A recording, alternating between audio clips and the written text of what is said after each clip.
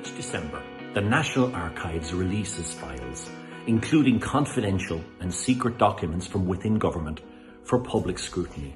In early December, the media are given a preview of those documents, and stories based on the major files released are published between December the 27th and December the 30th this year.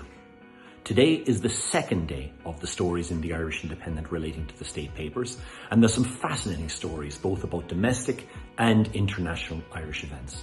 In domestic events, one of the highlights was the visit of two prized giant pandas from China to Dublin Zoo. Now, the visit proved an enormous success, but tragically, shortly after the visit and the return of the pandas to China, one of them died.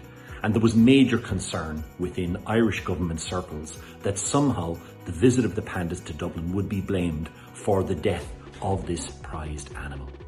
In Northern Ireland terms, there was concerns on many fronts as the peace process was developing. From later papers, there was concern that US reaction to the 9/11 terrorist attacks could have serious implications for Northern Ireland, and in particular, a possible change by US authorities in their approach and attitude towards Sinn Féin. There was also a report which showed that in Northern Ireland, nationalists were now more anti-British than they were anti-unionist.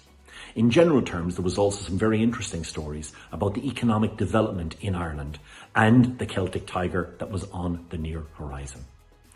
There was also an interesting piece about the Maastricht Treaty and concerns that, given the pending abortion referendums in Ireland, it could have serious implications for issues such as the ability of individuals to leave Ireland for such treatments overseas. Full details of the state papers are published in today's Sunday Independent, and there'll be day 3 of the state papers on Monday, December the 29th.